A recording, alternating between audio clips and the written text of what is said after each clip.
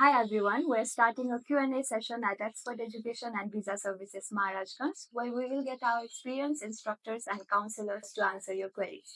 Okay, so the first query is about IELTS on paper and IELTS on computer, which is why we have our instructor here with us.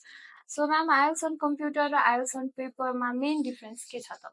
Actually, there is a difference है हजुरको IELTS on computer and paper बेसमा अलिकति differences के छ भने जस्तो delivery गर्ने format जुन छ नि त्यो मात्र डिफ्रेन्सेस हो। जस्तो कम्प्युटरमा दिनेले कम्प्युटरमा एक्जाम दिनु पर्यो र पेपर बेसमा दिनेले पेपरमा दिनु पर्यो। तर अहिले मे 1 बाट चेन्जेसहरू पनि आएको छ नि त। पेपर पेन्सिलले लेख्नेहरूले चाहिँ अब पेनले चाहिँ लेख्नुपर्छ, त्यो डिफ्रेन्सेस। र अब रिजल्टको कुरा गर्नुहुन्छ भने पनि त्यो जस्तो कम्प्युटर बेस एक्जाम दिनेहरूको चाहिँ 3 to 4 days भित्रमा रिजल्ट आउँछ भने जस्तै हजुरको पेपर बेस टेस्टको चाहिँ उहाँहरूको चाहिँ 12 to 13 days भित्रमा रिजल्ट आउँछ।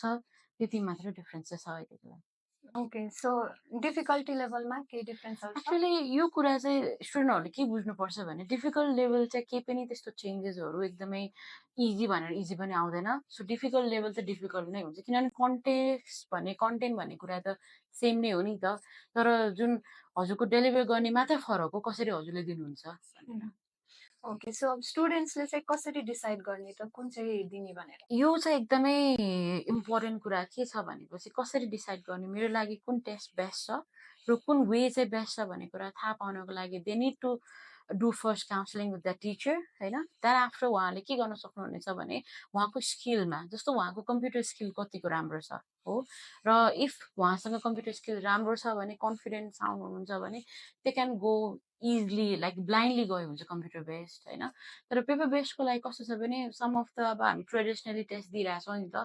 नेपाली स्टुडेन्टहरू म्याक्सिमम् पेपर बेस्डमा धेरै रिलाय छ नि त। त्यसले गर्दाखेरि उहाँलाई चाहिँ पेपरमै इजी हुन्छ भने जाँदा हुन्छ। सो डेलिभर गर्ने वेमा त फरक हो तर कन्टेन्ट र कन्टेक्स्ट चाहिँ सेम हो। Okay, thank you, ma'am. Thank you.